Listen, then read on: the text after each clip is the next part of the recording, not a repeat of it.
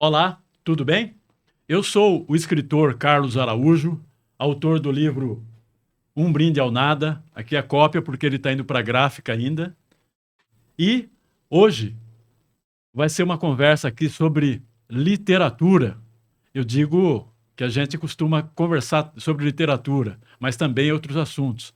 Mas hoje vai ser, com certeza, integralmente sobre livros, leitura, autores e outras emoções em torno desse universo.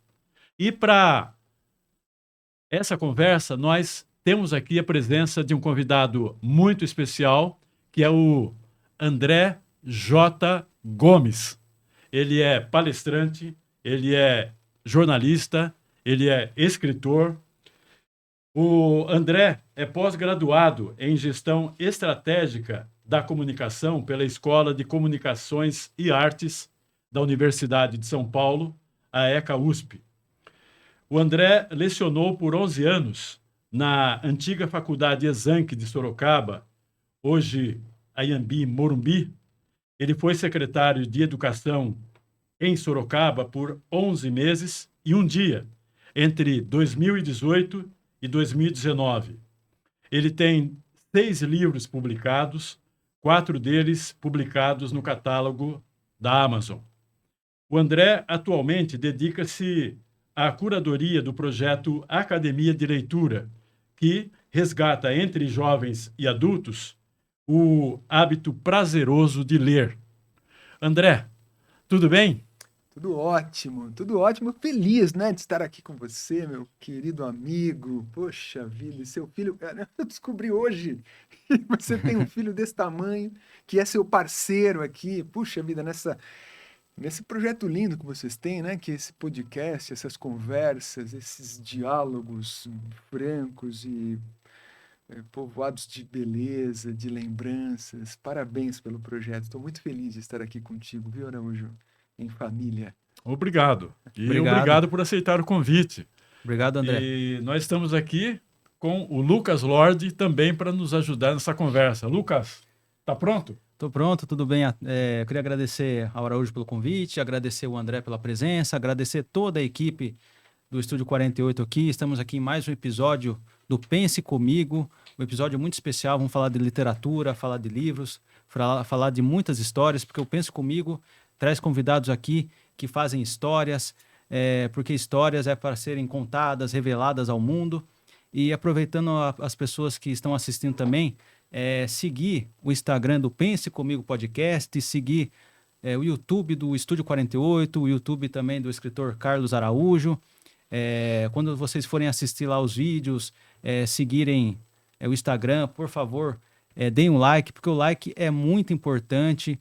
O like é como se fosse um oxigênio para o canal, mantém o canal ativo, mantém o canal engajado. Então, por favor, quem estiver assistindo, deixa o like, comenta, dê sugestão, compartilha no grupo da família, no grupo dos primos, do WhatsApp, no grupo de literatura do WhatsApp, se você tiver.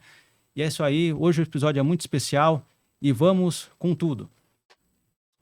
André, feita essa apresentação com questões pontuais da sua vida, do seu perfil, mas, obviamente, você, assim como todos nós, somos mais do que essas pontuações que são edição da vida da gente, né? Então, gostaria de começar por aí. Quem é você? Como que foi sua infância, sua escolaridade e como surgiu esse encantamento pela leitura, pela escrita? Como foi todo esse processo? Araújo e Lucas, eu sou de Araraquara, Morada do Sol, terra do José Celso Martínez Correia, terra do Inácio de Loyola Brandão, da Ruth Cardoso e tantos outros. Na minha casa, vivíamos em 7 pessoas, 5 mulheres e 2 homens. Era minha mãe, minha avó, minha bisavó, 2 tias, meu pai e eu. Depois veio meu irmão, né? Uma das minhas tias, tia Nilza, escrevia muitas cartas. Ela vivia escrevendo cartas, debruçada sobre o papel e tal, aquela história toda. E eu achava bonito aquele movimento, né? E eu, criança, comecei a escrever cartas. Eu não era alfabetizado. Eu riscava o papel, assim, imitando a minha tia. Era o lugar mais bacana da casa. Depois de estar sob a mesa da cozinha, porque eu adorava também sentar debaixo da mesa da cozinha e ficar ouvindo a minha avó e a minha bisavó escolhendo o arroz, porque a gente comprava, eles compravam arroz e feijão a granel antigamente, e aquilo vinha sujo, vinha com pedra, e você tinha que escolher. Aquilo era um ritual, era um serviço de casa.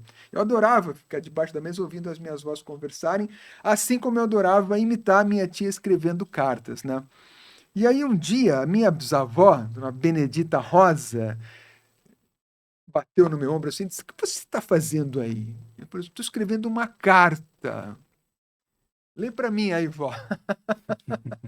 E ela começou a ler a minha carta, sacou? Ela começou a inventou aquilo, tal. E eu achei bonito, comecei a fazer outras coisas. Eu comecei a fazer histórias. "Vovó, eu escrevi uma história para você, você pode ler para mim?"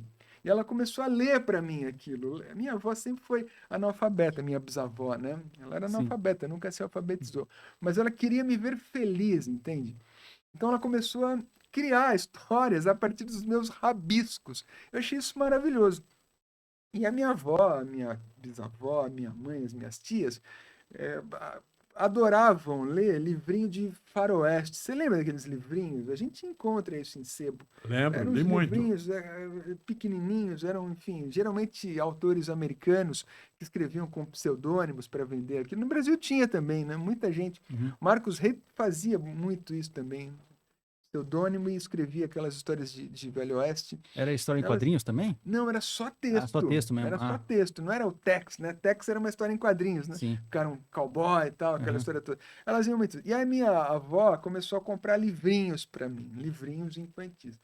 Quando eu fui para a escola, eu já tinha uma pequena biblioteca na minha casa, né? E veja, na minha casa, bicho, a minha mãe sempre foi empregada doméstica, as minhas tias empregadas domésticas, meu pai é pintor, sempre foi pintor, né? Enfim, então não era uma casa, em tese, não deveria ser um lugar repleto de livros, mas na minha casa sempre teve livros, entende? Então meu irmão e eu sempre fomos agraciados com essa preocupação dos meus pais, das minhas avós, das minhas tias, em nos manter lendo. Esses caras vão ser leitores. E nós pegamos o gosto por isso, né? Enfim, foi assim que eu comecei a gostar. Então, o que a gente lia naquela época? Lia Monteiro Lobato bastante. Lia gibis, histórias em quadrinho, Tio Patinhas, Turma da Mônica, o Recruta Zero a gente lia também.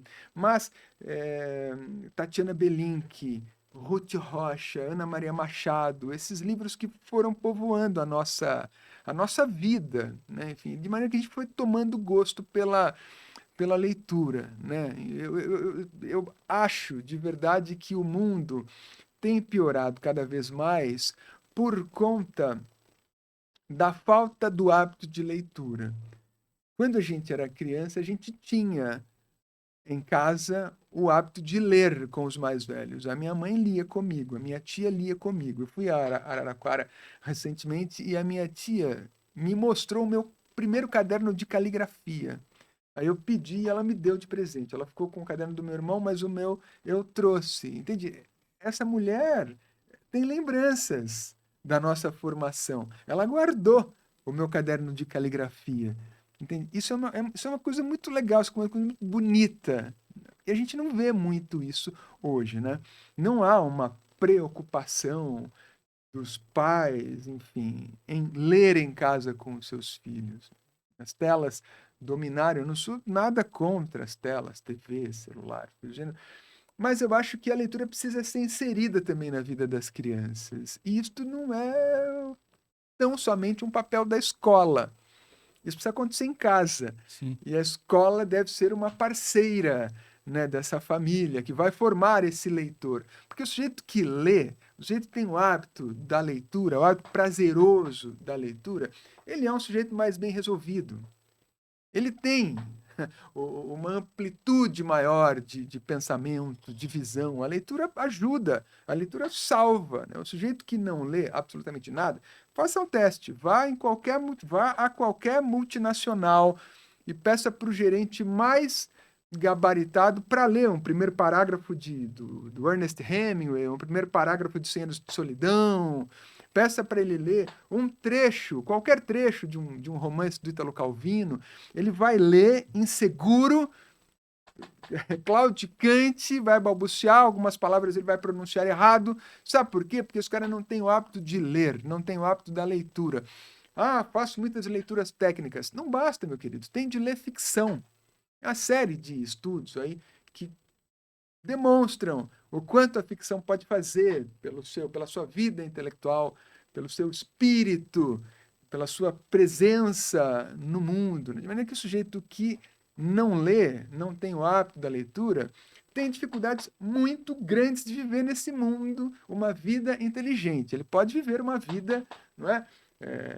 Financeiramente confortável, pode, né? Esses caras que ganham 80, 90 mil reais por mês, né? Enfim, chutando baixo. Mas se você perguntar para os caras, você já leu Rainer Maria Rilke, Cartas a um Jovem Poeta? Tem um trecho lá em que ele fala uma coisa assim que eu acho muito parecido com esse dilema que você está vivendo agora, né? Não dá, você entende? Você não consegue engatar uma conversa com um alto executivo de uma multinacional por conta da cultura da falta de leitura. Esse cara não lê mais, ele deixou de ler. Ele é culpado? Ele é uma pessoa pior por conta disso? Claro que não. Mas é preciso haver um empenho para voltar a ser leitor, para voltar a aproveitar a vida e essa maravilhosa herança que a gente tem dos escritores de outros tempos, né? É incrível, as pessoas voltaram a falar de Machado de Assis recentemente porque uma americana publicou um vídeo elogiando a qualidade, né, de Memórias Póstumas de Brás Cubas. Vocês acompanharam essa história e tal, né? É engraçado que os olhares só se voltem para Machado de Assis depois de uma situação como essa, uma vez que Machado de Assis está aí, com uma obra grandiosa, com os romances, com os contos fluminenses, com as histórias todas, com as lendas sobre Machado de Assis, aquela história segundo a qual ele teria furado os olhos do seu querido amigo José de Alencar, né? Tem essa história do triângulo amoroso. Machado de Assis, José de Alencar, esposa do José de Alencar, e o Mauro de Alencar, o filho do José de Alencar, diziam as más línguas na época, seria filho do Machado e não do José de Alencar, mais ou menos repetindo a história que a gente viu em Dom Casmurro, né? Porque tinha o grande dilema de Dom Casmurro é o possível triângulo amoroso entre Bentinho Capitu e Escobar, né? Que era o amigo do Dom Casmurro, tal. Talvez tenha se repetido na vida, talvez tenha acontecido na vida do Machado. É engraçado, é uma fofoca, um boato literário, mas enfim, mas essas coisas são interessantes, né? Engraçado como esse episódio que você citou, da influencer norte-americana que leu Machado, falou sobre a impressão muito positiva dela sobre o nosso autor. Isso repercutiu muito aqui no Brasil e no mundo. E essa opinião dela repercutiu, potencializada, com certeza, pelo poder das redes sociais hoje. Porque na década de 90, uma ensaísta também estadunidense, a Susan Sontag, fez o mesmo elogio ao Machado ao ler Memórias Póstumas de Brás Cubas. Ela disse que não entendia porque um escritor dessa qualidade não tinha a projeção mundial que merecia e que, ao ver dela, deveria ser muito maior. Entendeu? Não teve naquela época e agora teve. E a Susan Sontag era muito mais conceituada e qualificada, inclusive do ponto de vista literário, do que essa moça. Para você ver como as redes sociais também influem no nosso mundo. Sim. E com a repercussão em todas as atividades, inclusive na literatura. E assim, é uma pena que precisou de uma repercussão estrangeira para daí começar a falar de Machado de Assis, em vez de ter uma repercussão do próprio país, o Machado de Assis. Então precisou ele ser valorizado lá fora para a turma reconhecer ele aqui no próprio país dele. E é uma pena, né? Enfim, isso, na verdade, daqui a pouco essa chama apaga e a vida vai em frente. Machado volta a ser um escritor com uma obra restrita às pessoas que, de alguma maneira, se interessam por algo que tenha uma profundidade um pouco maior do que a de um Pires. E só para complementar o que você está falando, ou tentando complementar, também a nossa literatura não se resume claro que toda literatura que tem Machado de Assis é um privilégio ter Machado de Assis, mas nós Claro. não temos o privilégio de ter só Machado de Assis. Não, Nós temos um autor que você gosta muito, Guimarães Rosa. Por exemplo, nós temos, você pega alguns autores, um conjunto de autores brasileiros, eles podem ser comparados aos grandes russos. Né? mesmo Um assim, livro eu monumental como Grande Sertão, o Grande Sertão Veredas, ele é tão importante quanto um livro monumental europeu, estadunidense, russo. É tão importante E quanto. mesmo assim, o Machado de Assis não é unânime, né? Tem muitas pessoas que não gostam do Machado de Assis. O João Guimarães Rosa tinha ele fazia uma comparação quando ele falava do Grande Sertão Veredas, ele falava, mais ou menos um Fausto Caboclo, né? Um Fausto Caboclo, citava o Goethe, né? Porque realmente o sertão é o mundo, né? Como, enfim, falava o João Guimarães Rosa e tal. Ele tinha como neologista, né? Como inventor de palavras, ele tinha um olhar grandioso sobre a vida, um jeito diferente de escrever, de contar uma história, né? Grande Sertão Veredas é um grande livro, mas eu gosto muito também dos contos que estão no Primeiras Histórias, né? Do Guimarães Rosa, por exemplo, A Terceira Margem do Rio. A Terceira Margem do Rio é um conto que, meu Deus do céu, assombroso, é um terremoto se você começar a ler e reler e pensar naquilo, e na maneira como ele escolhia criteriosamente, né, com respeito pela sua subjetividade, mas também pelo entendimento do leitor, né? Quando naquela cena da Terceira Margem do Rio, em que o homem vai dizer, a família dele vai dizer à mulher dele que está indo embora, que ele mandou fazer a canoa, que ele queria embarcar, que ele ia embarcar. A mulher dele olhou para ele e disse assim: "Você vai, você fica, você não volta." Que esse movimento de distanciamento, né? Quando ela fala para ele, você é o sujeito íntimo de casa, você vai. Você fica, você já está um passo atrás. Quando ela falou, você não volta, ela já está se referindo a um sujeito que não faz mais parte daquele seio familiar. Genial! João Guimarães Rosa, em Grande Sertão Veredas, ele usava coisas assim como o vento aioava. Esse romance, esse livro de contos aí tem outro conto fantástico chamado Os Irmãos da Gobé também. Exato. É um nível de tensão. Um nível de tensão que deixa você às vezes, aprisionado. Paralisado. Um nível de tensão. E o desfecho é impressionante. Exatamente. Às vezes eu confundo o Grande Sertão Veredas com Os Sertões. Sertões é do Euclides da Cunha, né? Euclides da Cunha. Os Sertões é o resultado das reportagens que Euclides fez lá em Canudos. Na Guerra de Canudos, e o Canudos. Grande Sertão Veredas é de João Guimarães Rosa, né? O romance do João Guimarães Rosa. Daí a história vai pro... Qual que é a história do... Ele tá no sertão. No sertão tem um cara, o Sertão de Minas, né? Enfim, o narrador do livro, o Riobaldo, é um antigo jagunço. Sim. Então ele está contando uma história épica, né? Enfim, das guerras de jagunço naquela região. Então, naquele período, né? Todo aquele contexto de guerra de jagunço, é isso? No sertão de Minas Gerais, divisa com os estados vizinhos e tal, enfim. E aí tem questões ali, né? Tem uma questão de um certo pacto com o diabo que ele teria feito, e aí de um romance, de uma paixão, de um amor que ele tinha por um parceiro jagunço, que pode contar, a gente vai dar um spoiler aqui, que ele era apaixonado, ele não sabia que tinha uma paixão, um amor por um jagunço, que no fundo era uma mulher dele, ele só vai descobrir depois só no final, e tal, enfim, né? A história de amor entre Riobaldo e Diadorim, obrigada, Diadorim, que as pessoas fazem análises interessantes do nome de Diadorim, né, com Dia do Fim, né, enfim, e Diadorim era uma moça que estava ali no bando para vingar a morte do pai. E aí você começa a ver, por exemplo, assim, é interessante quando a gente tem referências literárias. Quando eu assisti Cidade de Deus, e tem aquela cena em que o Mané Galinha é morto por um menino do bando. Aí você descobre que sim. aquele menino assistiu à morte do pai, que era um segurança do banco, que sofreu um assalto Sim, que essa cena que o Mané Galinha foi assaltar o banco, e e matou Mané o pai. Galinha matou o pai dele, que era segurança do banco. Então Você ele só... ficou com essa imagem, daí ele entrou Exato. pro bando do Mané Galinha com a Pra intenção matar. pra vingar o pai dele e matar o Mané Galinha. Quando eu vi aquilo, você fica sabendo no final, quando o Mané Galinha é morto, tem aquela cena, aquele flashback do menino no banco. Sim.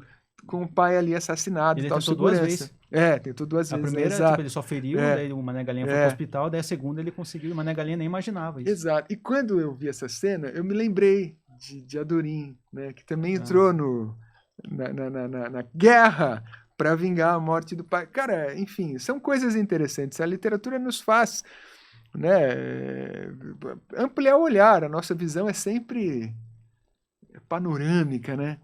Aérea, né? Engraçado como, a propósito de ter citado um filme, como a literatura, ela também pode ser vista em paralelo com o cinema, no que diz respeito ao cinema também ser grande, o cinema brasileiro, e não ter lá fora o prestígio que ele tem, que ele mereceria.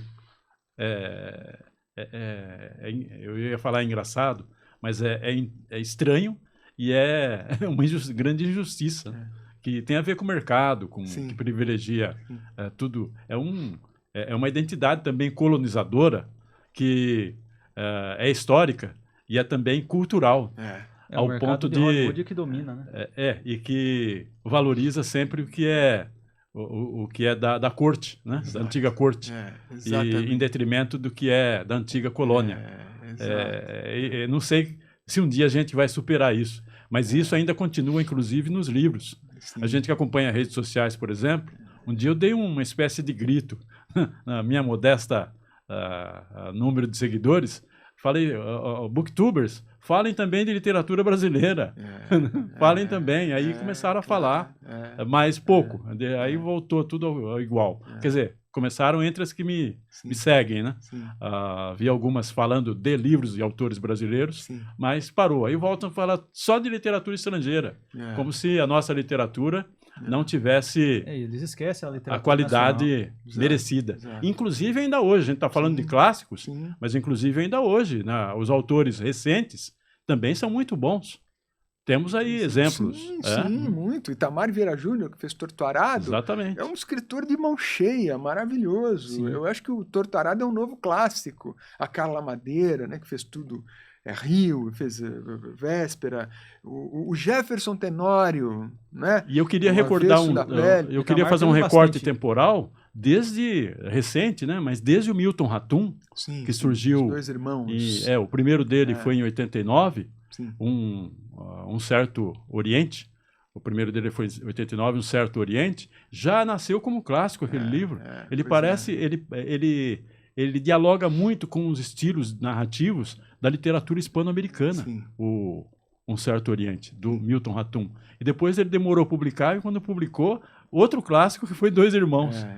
Então, desde Milton Ratum e outros, a nossa literatura mais recente, contemporânea, é de muita qualidade também. Não tem, é indiscutível, é de uma beleza, É muito vasta Os também. livros do um autor que eu admiro, de quem eu gosto muito, é o João Anzanello Carrascosa, né? Um autor de grande contista, maravilhoso, enfim, gente como o Marçal Aquino. Eu adoro a literatura do Marçal Aquino, aquela literatura mais encardida, policial, enfim, tem coisas interessantes. Tem aquele filme, O Invasor, foi feito a partir de uma história do Marçal Aquino. Eu gosto muito. Esse Invasor é nacional? Marçal Aquino, filme nacional. Filme nacional. Acho que o filme que lançou o Paulo Miklos como ator. Ele fazia lá um pistoleiro, um assassino e tal. Enfim. E o Happy Ele é um Wood, invasor. né? E o Não era Sabotagem. Sabotagem. Desculpa. Não, imagine.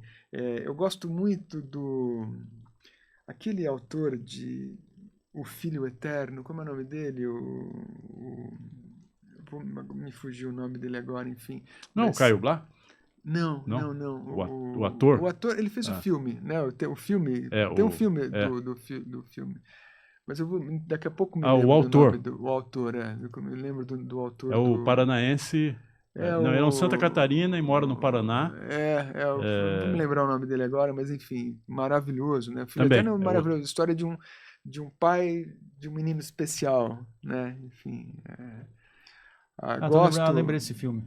Agora, o meu autor favorito, o meu autor brasileiro favorito não é da nossa geração, enfim, é o Rubem Braga. Rubem Braga não escreveu um romance. Rubem Braga é um cronista, mas o tamanho da obra do Rubem Braga, da importância que ele tem, assim, não deveria a nenhum outro autor romancista ou contista, né? O espaço da crônica que o Rubem ocupou por muito tempo foi brilhantemente povoado de belezas que você só vê em grandes obras, né? Um grande contador de histórias, um grande cronista. Rubem Braga é genial, genial. Eu adoro. É uma literatura, para mim, salvadora e terapêutica. Quando eu fico triste ou angustiado, desesperado, eu vou ler qualquer coisa do Rubem Braga, O Conde e o Passarinho, A Borboleta Amarela, Um Pé de Milho, aquele diário do Rubem Braga na guerra, que ele foi correspondente, né, na Segunda Guerra Mundial, tal. Também tem coisas lindas, entende? Um sujeito altíssima qualidade, Rubem Braga. E outros tantos autores, né? Enfim, por exemplo, a gente olha muito para a literatura estrangeira e é claro, né, que Ernest Hemingway é um gênio insuperável, né? Enfim, o cara que inventou uma prosa enxuta e direta, né? Gabriel Garcia Marques, Mário Vargas Llosa, essa gente toda.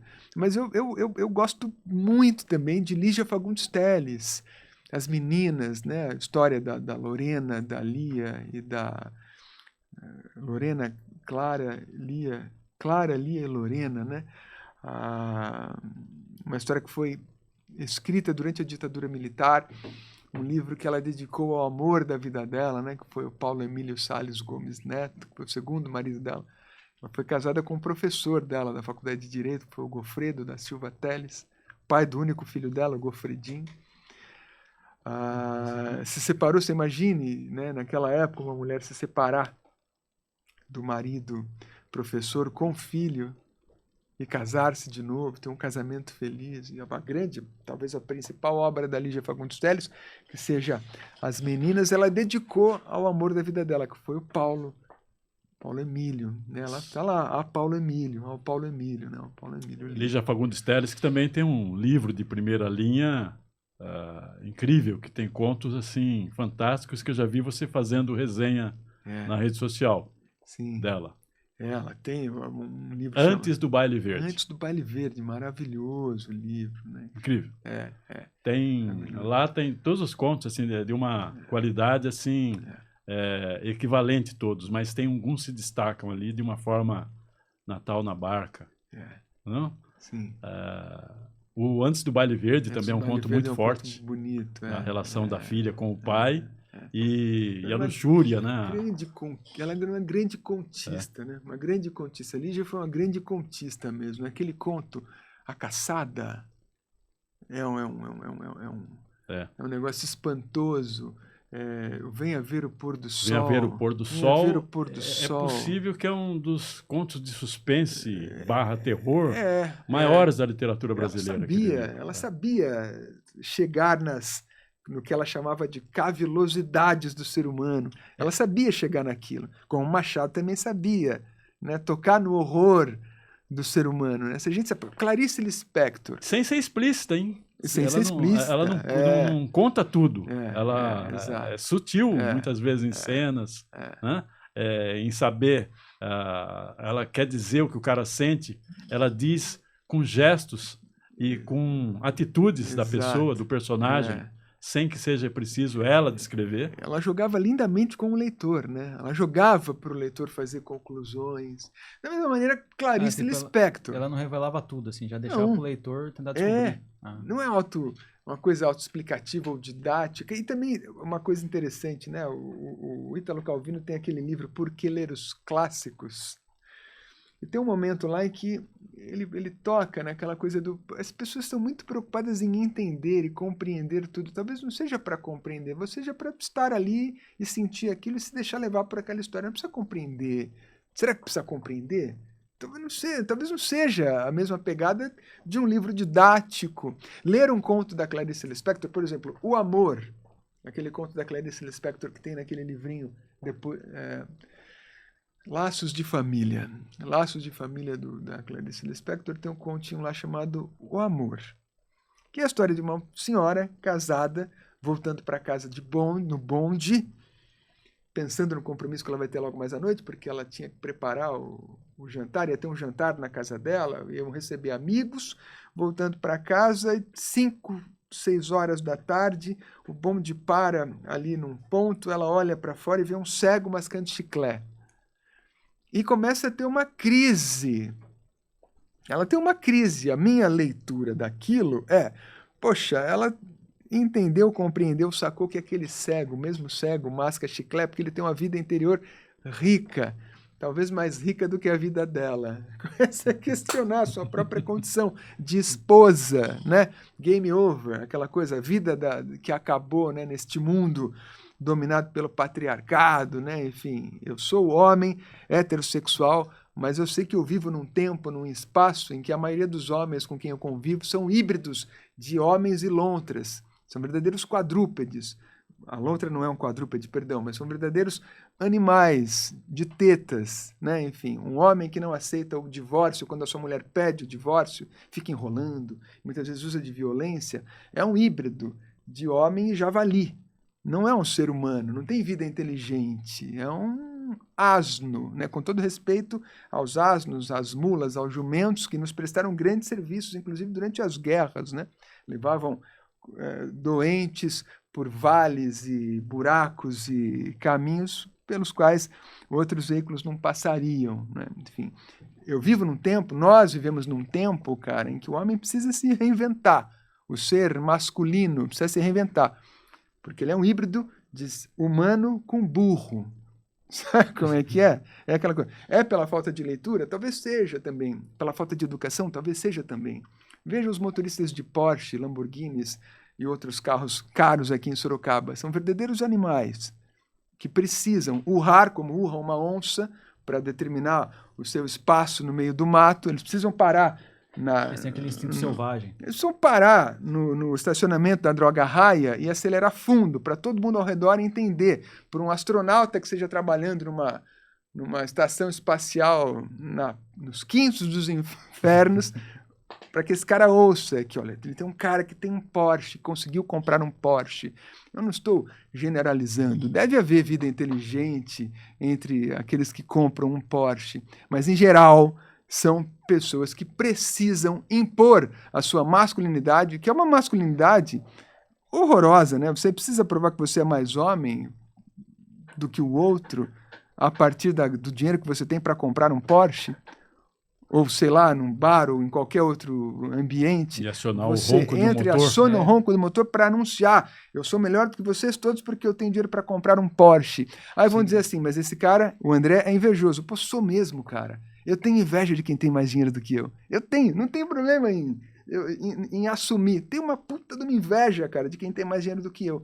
Se eu tivesse uma grana que um cara que compra um Porsche por 500, 700, 800, 1 milhão de reais tivesse, eu faria um monte de coisas legais. Não compraria um Porsche, mas faria um monte de coisas legais. Então, para que inclusive ligadas à literatura, com certeza. Total, nesse total. Caminho, assim, do né? Porsche, eu lembro de um chefe meu, que ele era esse tipo também, que gostava de ostentar tudo. Ele tinha um Porsche, né? Daí ele viu um Porsche, uma mulher assim que tinha comprado um Porsche igual dele. Só porque a mulher tinha um Porsche igual dele, ele trocou de carro. Só por isso. Então É engraçado. Ele ficou assim, ele ficou doente, até tanta raiva. E é interessante, ô Lucas, aquela história, né? Por que isso tem a ver com literatura? Se o Brás Cubas estivesse vendo nos dias de hoje, ele certamente teria um Porsche. que o Brás Cubas era um tremendo, um colossal idiota, um cretino. O Bentinho talvez tivesse um Porsche, uma Lamborghini, tal, enfim, porque também era um tremendo de um idiota, né? Eu não estou querendo dizer que todo mundo que tem um Porsche é idiota, me perdoem, enfim, os motoristas de Porsche, os donos de Porsche que estiverem nos assistindo e tal, eu não acho que você é um idiota só porque você tem um Porsche. Para começar, são poucos, né? São poucos, eu queria né? complementar. Deve ser A turma tem dúvida. 0,001% da população. A turma tem dúvida, na essência, isto é o capitalismo. Isso é o verdadeiro capitalismo. Aquela com toda a história. sua contradição. E é uma coisa interessante, cara, o Machado de Assis faria tão bem essas pessoas, né? Enfim, se você ler um conto como A Cartomante, por exemplo, do Machado, ou A Carteira, ambos contos sobre casos extraconjugais. Homens cornos, né? Enfim, eu acho realmente que é importante você ser corno, porque só o corno verá Deus. Todo mundo um dia vai ter que ser corno, eu acho muito legal ser corno, né? Só o corno verá Deus. O Machado entendia disso. Tem até uma história que ele teria, né, corneado seu amigo José de Alencar, mulher dele. Então, a gente até já passou por esse assunto e tal. O filho dele era parecido com ele, inclusive.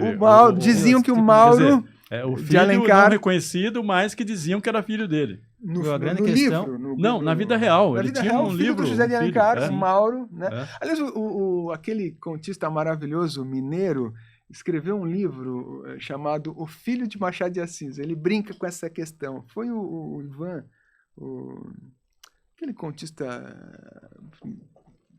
mineiro interessante, não vou me lembrar o nome dele agora, mas enfim. Murilo Rubião? Não, é o Ivan, eu vou me lembrar. É aquela história. Se as pessoas lessem um pouquinho mais... Não, também não. É o grande Ângelo. Por falar nisso, Jornal da Tarde e tal. O autor lá O Filho Eterno, Cristóvão Tessa. Cristóvão Tessa, exatamente. É um escritor maravilhoso também. Maravilhoso. Quando saiu O Filho Eterno, ganhou todos os prêmios possíveis, né? Enfim, porque é realmente uma história que se conectou com muita gente e tal.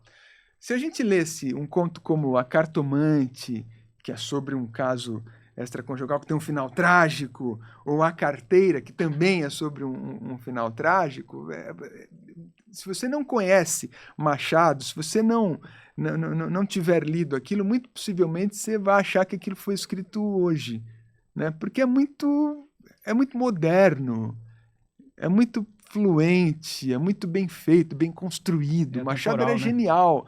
Claro que tem detalhes, né, ali que ficam temporais. Descontados esses detalhes, o estilo do Machado é atual também. É muito atual. Ele não tem aquela rebuscagem, né, do beletrismo, né, por exemplo, aquela coisa, Guimarães, né? Do Guimarães, o autor da Escravizaura, do Guimarães. Bernardo Guimarães, Ele não tem aquela cheio de adjetivos. Ele não era um beletrista. Ele escreve assim, é bem atual. Você pega, somente nos contos. Nos contos ele é fantástico, assim. Aqueles como se estivesse fluminenses, né? Ele vai na veia. Como se estivesse falando hoje, numa linguagem de hoje. Nada difícil de entender o Machado. Ele vai na veia. Então, eu acho que este homem que precisa ser reinventado, precisa começar a se reinventar, primeiro lendo, se informando, tentando ser menos mula, tentando ser menos quadrúpede, né? Porque o sujeito que limita o seu campo de diálogo, as suas conversas ao futebol, é uma mula. Não tenho absolutamente nada contra futebol, acho muito bacana, mas se você só fala de futebol, cara, você é uma mula. Com todo respeito às mulas, as mulas quadrúpedes, animais irracionais. O homem que só fala de futebol é uma mula. Ponto. É a minha opinião. Que, assim, abrir a visão, vai abrir o foco, vai falar de outras coisas. Em geral, esse homem machista, sexista, fascista e racista é aquele que não aceita assinar o divórcio quando a sua mulher pede, porque ele acha realmente que ele tem uma propriedade, que ele comprou um título de capitalização quando ele se casou. Investiu naquela mulher, não vai perder dinheiro assim. Isso é brutal, isso é horroroso. Isso é presente. Ele ainda tem aqueles pensamentos da década de 20, de 30. Total. O pior, o que havia de pior na década de 20 e de 30. O homem precisa se reinventar. É aquela história. Recentemente houve uma confusão. Tem um processo de uma ex-assistente de palco de um programa de auditório muito famoso que processa um apresentador antigo, conhecido nosso, de programas de viagem e tal, aquela história, por um suposto crime sexual. Eu vi as imagens e eu acho que ele cometeu realmente um crime sexual. Se você toca sem consentimento os seios ou o bumbum de uma mulher e você a segura, a enlaça pela cintura e simula uma cópula, foi o que aconteceu. Se você assistir a imagem, você vai ver, ele está simulando ali uma cópula com aquela assistente. Sem consentimento, você está cometendo um crime sexual. Mas isso é absolutamente coerente com a sequência de cenas de absoluta estupidez que povoam aquele programa. Não é o terreno da inteligência, não é o espaço da inteligência, não é os supostos diálogos, as supostas entrevistas que são feitas naquele talk show, são falsas conversas. Tem absolutamente nada mais profundo do que um pires. Então aquilo é coerente com aquela imbecilidade corrente toda. Agora, pensemos, aquele senhor, aquele apresentador que simulou a cópula e que cometeu um crime sexual contra aquela assistente de palco é o genro dos sonhos de muitas sogras por aí. Porque é o cara bem sucedido, ganha muito dinheiro, viajou, conheceu o mundo inteiro. É o genro dos sonhos de muitas sogras que precisam repensar. Eu acho realmente que muitas sogras por aí ainda esperam que as filhas se casem com um cara que coloque dinheiro em casa, que seja bem sucedido financeiramente. Isso é terrível. O que precisa se fazer, qual é a maneira mais eficiente de combater o machismo? Fortalecendo e valorizando a vítima do machismo. Esse é o perfil, inclusive, do cara que briga por qualquer coisa terrível. no trânsito, Exato, achando exato. que um espaço público tem que se submeter à ideia que ele tem de que tudo onde ele está tem que ser espaço particular, espaço um meu. híbrido de homem e mamute, híbrido de homem com rinoceronte, híbrido de homem... Recentemente, há 2 meses, houve um caso que terminou em tragédia aqui sempre tem, na avenida sempre da tem, cidade. Sempre tem, é terrível. Então, é aquela história. Como é que se enfraquece o machismo? Fortalecendo e valorizando a vítima do machismo, a mulher. As mulheres têm de cada vez mais ganhar mais espaços e cuidar das suas vidas e serem donas do seu próprio dinheiro. Isto é o terror dos pastores evangélicos. Esta cultura pentecostal prega o quê? Que a mulher seja a ajudante do homem em casa. Que a mulher seja aquela que troca a fralda do bebê, que faz comida, que isso e aquilo, porque o homem tem que chegar em casa e encontrar as coisas organizadas, a casa organizada. Isto é o que prega. E do lar. Exato. É isto que perpetua o machismo, cara. São as igrejas evangélicas, são os cidadãos de bem. Cidadãos de bem. Esses cretinos não querem pensar. O último relatório do Fórum Econômico Mundial sobre o futuro do trabalho está disponível, saiu em janeiro deste ano, 2025. Aponta o pensamento crítico como principal gargalo das corporações. A grande falta, o grande déficit dentro das empresas é pensamento crítico. As pessoas têm dificuldade de pensar criticamente, não há pensamento crítico. Quando você não questiona imposições, por exemplo, as imposições da Igreja Católica, Igreja Evangélica e todas essas religiões machistas, você perpetua o machismo, perpetua a falta de pensamento crítico. Eu queria lembrar que a Igreja Católica também tem uma identidade machista, patriarcal. Muito. E mesmo hoje, hoje assim, nesse sentido assim, ainda não resolveu todos os problemas, mas imagina antigamente como que era. Imagina a Idade Média, você questionava a igreja, você era queimado como bruxa. Então imagina aquela época. Hoje é pesada. Hoje então assim, melhorou muito nesse sentido, mas ainda tá ruim. Mas imagina aquela época. Tipo anos 20 lá, tipo aqui no Brasil anos 20, século XIX, Idade Média, imagina. Então a gente teve essa evolução, só que ainda precisa evoluir mais, né? A gente vive, muitos acreditam, uma nova Idade Média, né? Em breve chegará uma renascença, enfim, porque a gente vive uma nova Idade Média. Não é possível os feminicídios aumentando nesse nível, minha gente. Toda hora tem um. E os caras estão cada dia mais descarados. Até na geopolítica, né? Tem um presidente do império querendo ser imperador do mundo. Até na geopolítica. O cara quer governar o mundo achando que pode fazer o que ele quer. Exato. E aquela história, assim, nas nossas realidades locais, nas nossas casas, nas nossas escolas, nas nossas empresas, nós precisamos, por um lado, educar as pessoas ou reeducá-las para as coisas do espírito, as coisas subjetivas, a grandeza do ser humano, porque o ser humano é alto, o ser humano é grande, o ser humano é grandioso. Há uma grande parcela da nossa espécie que insiste em nos puxar para trás e para baixo, né? Mas o ser humano, em essência, é grandioso, puxa vida. É onde entra a contribuição da leitura. Exato. E é onde entra o projeto que você criou, que se chama Academia de Leitura.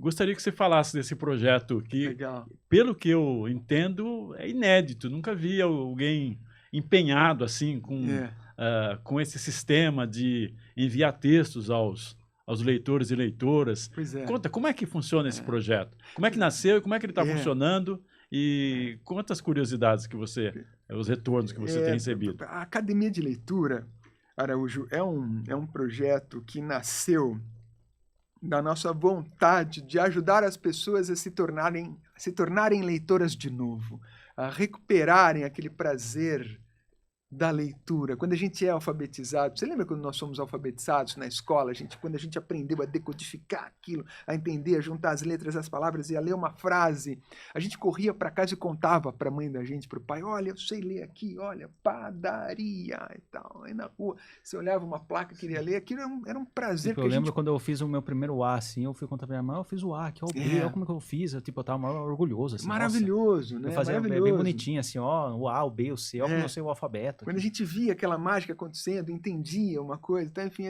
aquilo era um prazer.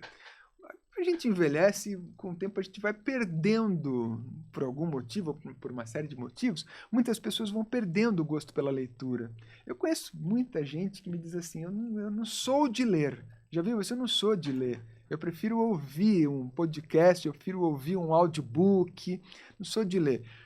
E a leitura é um tesouro, é uma possibilidade de transcendência grandiosa, né? A leitura especificamente.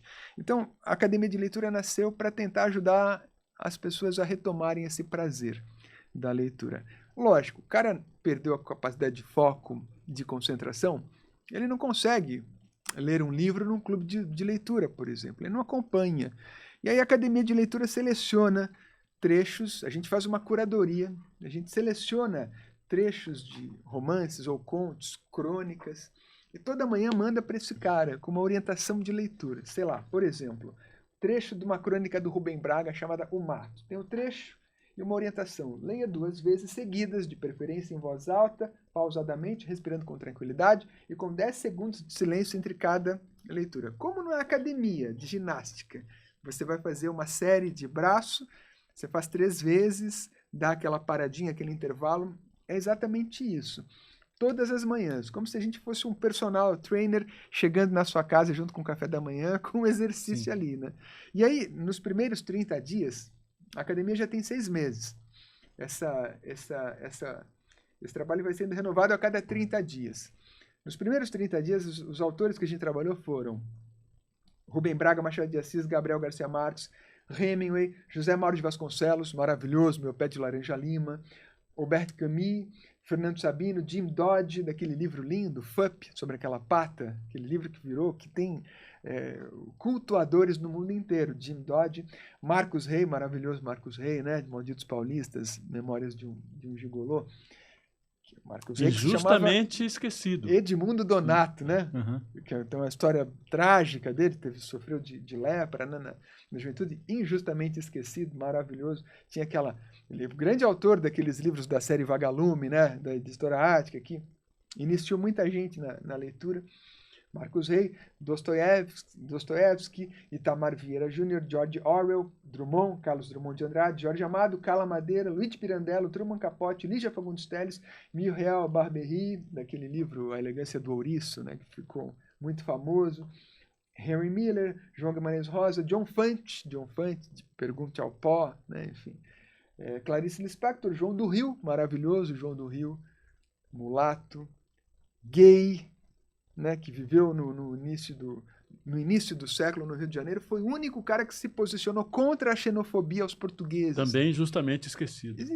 Né? Enfim, drama esses esquecimentos. A Alma Encantadora das Ruas é um tratado, né, sobre a elegância, sobre o bem viver e tal. Enfim, o João do Rio, Ninguém conhece, mas em Portugal tem uma praça com o nome dele. Em Lisboa tem uma praça com o nome João do Rio. A gente lê João do Rio também, Adélia Prado, Charles Perrault, aquelas fábulas, o Gato de Botas e tal. Saramago, José Saramago, Luiz Fernando Veríssimo, que é encantador. Fantástico, né? maravilhoso. Conceição Evaristo, maravilhosa Também. Conceição Evaristo, né? Uma autora brasileira negra. Canção para Ninar Gente Grande é um novo clássico. Aquele livro de contos dela e tantos outros, mas o livro de contos Olhos d'Água tem coisas que todo mundo deveria ler. Eu acho que esse livro está no vestibular, está na lista de livros para vestibular. Sim, deve estar. Esse é o Maravilhoso. livro mais famoso dela? O Olhos d'Água? É. É um dos, né? Esse Um dos, Canção é. para Ninar Gente Grande é bem famoso também. Ah, entendi. E Osman Lins, que é um contista que também foi esquecido, né? Injustamente esquecido. Tem um conto lindo dele, Ele A tem um romance que Partida. nasceu clássico também, o Avalovara. Exato. Avalovara. E então esses autores a gente trabalha toda manhã. Eu mando um trechinho pelo WhatsApp dessas pessoas e com exercícios adicionais de escrita no final. Quer dizer, é um exercício para o cara voltar a ler, retomar o prazer de ler. E tem que ser aos pouquinhos. Não adianta botar o cara num clube do livro para ler Um Defeito de Cor, por exemplo, que é um livro lindo, mas imenso. Então, o cara que não tem capacidade de foco, de concentração, porque ele perdeu pela falta de hábito, ele vai abandonar. E acontece muito. Você entra no clube do livro e Tem que começar abandona. aos poucos, né? Então, a Academia de Leitura é um pré-clube do livro. É uma preparação para o cara entrar no clube do livro, né? Então, isso está me dando um prazer danado. Já tá... E você envia esses textos pelo WhatsApp? Pelo WhatsApp. Pelo WhatsApp. Pelo Aí você WhatsApp. tem o contato de todas as pessoas. Todas as pessoas. Tá. E como E fazer... tem o Instagram também desse projeto? O Instagram Não, a gente não fez o Instagram ainda. Não. Então, Né? como fazer... Meu E Instagram site mesmo. também não tem? Também não. Ah. Ele é um projeto incipiente, na verdade, né? Ah, Tá bem no começo. Como fazer para entrar em contato e se inscrever e receber esses textos? Legal. Pelo meu Instagram. Eu tenho feito contato com as pessoas Qual que é o pelo seu Instagram? André J. Gomes. É muito legal, tem me dado muito prazer. Né? Enfim, você sabe, a gente não vive de literatura, a gente vive do nosso trabalho como jornalistas, produtores de conteúdo. Mas talvez viver de literatura não seja alguma coisa relacionada tão somente a receber dinheiro por aquilo que a gente produz, pelos livros, né? Enfim, que a gente escreve. Mas pela possibilidade de tornar a nossa vida menos ordinária com a ajuda da leitura, pela possibilidade de falar mal dos machistas, dos racistas, dos fascistas, dos sexistas, a partir da segurança que a gente ganha ao se tornar leitor. Né? Eu acho isso interessante. Voltar a ler, ocupar um espaço, fazer com que o livro volte a ocupar um espaço dentro das casas, dentro das famílias. E você está contribuindo também com esse projeto para resgatar autores injustamente esquecidos, como os que a gente citou. Exato. Os relatos que a gente recebe, né, enfim, das pessoas que estão participando da Academia de Leitura, por exemplo, uma senhora do Rio Grande do Norte, viúva, perdeu o marido há 6 meses, estava assim numa situação muito, muito difícil, triste, deprimida, história toda. E aí a filha dela disse: mãe, eu achei um negócio aqui que você devia fazer. Ela começou a fazer a Academia de Leitura. E ela participa dos exercícios ativamente. E ela me falou: cara, isso aqui está me salvando, sabia? Porque está sendo uma terapia para ela. Não é só para distrair, não é só para entreter. É para te inspirar, para te empurrar para frente. O Ziraldo falava: o que leva pobre para frente é tropeção. O que leva pobre para frente é tropeção. Quando a gente passa uma situação difícil... Faz sentido. Não é? A gente passa uma situação difícil, é importante que você tenha alguém que te estenda uma mão, diga assim, tenta abrir um pouco, tenta olhar para fora. E aí a Academia de Leitura tem servido. E um outro caso também de um sujeito, um cara de Minas Gerais, que começou a ler com as crianças. Ele começou a ler com as crianças, com os filhos dele. Então, como são textos curtos e que todos os dias chegam para o cara, ele pode pegar isso aqui e ler com o filho, né? Ele está lendo com o filho, lê pelo celular. Muitos deles se dão esses retornos também. Isso é muito legal, né? Isso é muito legal, e de maneira que eu tenho esperança. Eu vejo um machista acelerando um Porsche no trânsito, fico um pouco desesperançoso, mas aí eu eu tenho contato com histórias como essa, a minha esperança reacende. Eu ouço um caso de um sujeito que entrou no salão de cabeleireiro e esfaqueou a ex-mulher porque ele não aceitava a separação. Aquilo me dá uma tristeza profunda, uma revolta, uma vontade de chorar. Mas aí, cara, eu ligo o meu Instagram, entro no meu Instagram e recebo uma notícia de uma moça que me conta que o pai dela, sofrendo de Alzheimer, fica paradinho ouvindo ela fazer as leituras para ele. Isso também me lembra, cara, da importância da leitura na prevenção de doenças como o Alzheimer, né? Essa E iniciativa... vários estudos comprovando. Então, essa iniciativa, a que você deu o nome de Academia de Leitura, ela é inédita ou você viu algum modelo parecido em outro lugar que te inspirou? Para mim é inédito. Há vários clubes do livro, clubes de leitura, há coisas do gênero. Há um projeto chamado Casa Arca, que é bem interessante, que faz justamente o que eu estou fazendo agora, que é tentar levar a leitura, trechos de bons livros, bons textos, para dentro das empresas, das escolas, das corporações, né? Enfim, mas no formato da academia de leitura, como se fosse um personal reader, um personal trainer, é novo. Enfim, é uma criação, é uma maneira, um jeito que a gente inventou de mandar. Porque no WhatsApp você recebe, todos os dias você recebe coisas no seu WhatsApp. Aquelas frases bonitinhas, orações, ou coisas assim, bom dia, né? Frases... Aquele monte de mensagem de grupo, né? Você recebe aquilo. Sim. Por que não usar esse espaço, o WhatsApp, para mandar um trecho para mandar o primeiro parágrafo de 100 anos de solidão? No WhatsApp é o grupo, né? Eu mando individualmente. Você manda individualmente? A gente nem tem um grupo, eu mando individualmente, porque as pessoas começam em dias diferentes. Sim. Então, se você entra... E no Instagram tem uma parte lá que você monta grupos de transmissão no Instagram também, tem isso lá também? Eu nunca usei. Na verdade, eu não uso grupos de transmissão. Tem uma parte lá que você cria grupos dentro do Instagram, né? Sim. Que daí você vai adicionando vários os usuários. Exato, daí você entra no grupo lá, já recebi vários convites, mas assim, na maioria eu não acabo não entrando. Mas eu já recebi vários convites assim de grupos dentro do Instagram, de diversos assuntos, eu entro no grupo lá, daí eu recebo assim no meu direct, lá no privado, as informações desse grupo. Exato. Daí tem outras pessoas comentando lá também. É uma possibilidade também, sim, né? Isso é muito legal. Porque as pessoas hoje estão bastante no Instagram. Por exemplo, um número uma pergunta que eu queria fazer, não sei se você pode responder do ponto de vista estratégico, mas quantas pessoas hoje recebem esses textos? Hoje nós temos 34 participantes. Já passaram mais. Em geral, o cara chega no 30º dia, no dia 30, e continua. Mas tem gente que sai. Então, se você contar os que entraram e saíram, não tem mais. Hoje, ativos, 33 pessoas. Gratuitamente? Não. Tem uma pequena taxa, né, para participar, porque é um trabalho. É um trabalho, é um serviço. A Academia de Leitura não vende os textos. A Academia de Leitura vende o trabalho de curadoria. Esse trabalho de selecionar os textos, enviar esses textos religiosamente todas as manhãs para essas pessoas. Você pode dizer quanto custa ou só para os interessados? Posso, é R$39. É uma taxa de R$39. Isso vai dar por dia pouco mais de R$1, né? Então as pessoas pagam para terem esse trabalho, essa comodidade de receber esses textos todas as manhãs, né? Textos curados.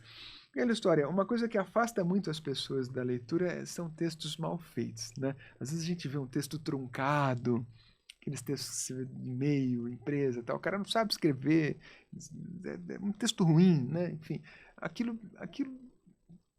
nos dá um desânimo, né? Enfim, então se você consegue selecionar bons textos, não textos fáceis, é que nem a academia, se o peso estiver leve, não vai fazer efeito nenhum. Acho que é importante você se debruçar sobre um parágrafo e aquilo ser difícil e você não entender em princípio, mas você volta aquilo vai tudo. É importante isso. Não se pega para ler, sei lá, o primeiro parágrafo de 100 anos de solidão.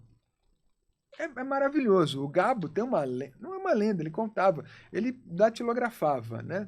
Quando ele errava uma palavra, uma letra batia errado, ele não corrigia, não tinha o chamado branquinho, o Radex. Ele tirava a folha da máquina, pegava outra e digitava de novo, você entende? Ele tinha essa coisa André, estética e tal, né? desculpe, mas fomos interrompidos pelo tempo, entendeu? Então, nós... Que O pena. tempo voa. eu costumo dizer que o tempo não existe, é mera invenção humana, É. mas nas coisas práticas ele existe sim. Então, com certeza, nós teríamos outras questões, mas fica para uma outra oportunidade também. Sem dúvida. Com certeza. Sem dúvida. Você vê que uma hora passa muito rápido. né? E eu gostaria que você fizesse as suas últimas palavras, suas despedidas. Esta é a câmera que você fala com a nossa audiência. Puxa, eu quero dizer o seguinte, eu tenho visto muitas pessoas falarem sobre Sorocaba, as pessoas, meus amigos de fora, Sorocaba é tudo isso mesmo, porque tem um prefeito que fala bem, fala isso, fala aquilo. Olha, o que eu posso dizer sobre Sorocaba é que foi a cidade que me acolheu, me abraçou em 2005, no dia 16 de dezembro de 2005. Os meus 3 filhos nasceram aqui. Se fosse um território estrangeiro, eu já teria direito à cidadania plena. O que Sorocaba tem de bom é que esta cidade tem algumas das melhores pessoas que eu conheci na vida. É uma cidade maravilhosa de pessoas boas. Projetos políticos acabam, políticos vêm e vão. Isso é o menos interessante de tudo. O mais interessante é que aqui em Sorocaba há pessoas boas, essencialmente boas. Algumas das melhores pessoas que eu conheci na vida são aqui de Sorocaba. Não nasceram em Sorocaba necessariamente, mas estão aqui, conheci aqui em Sorocaba. Então, eu sei que este podcast tem uma audiência grande em Sorocaba. Eu queria dizer, valorizemos a nossa cidade, o nosso lugar, para além de qualquer projeto político pontual, porque projetos políticos pontuais acabam, políticos vêm e vão. As pessoas ficam, as famílias ficam, os nossos valores, as nossas histórias, o afeto que nós temos uns pelos outros, isso fica. Sorocaba é uma cidade bacana mesmo, mas não porque tem um prefeito A, B ou C. É uma cidade boa, bacana mesmo para viver, talvez uma das melhores cidades do Brasil, mas não porque tem um prefeito A, B ou C, porque tem gente muito legal aqui. Pensemos sobre isso. Pessoas que nasceram ou que vieram para Sorocaba, pensemos sobre isso. E leiamos mais, por favor, tá? Vejam meus livrinhos na Amazon. Benditas sejam as pessoas leves. Manifesto pela ocupação amorosa dos corações vazios, enfim. Obrigado, tá? Agradeço demais. Poxa vida. Cara. Obrigado, André. Obrigado, André. E agora o Lucas, despedindo. Eu queria agradecer você, Araújo, a toda a equipe do Estúdio 48, agradecer a presença do André aqui e agradecer toda a audiência. Valeu, muito obrigado, pessoal. Obrigado, até a próxima e nos prestigiem sempre com a sua audiência. Obrigado. Maravilha. Muito bom. Pô, bacana. Estouramos o tempo aí, Araújo?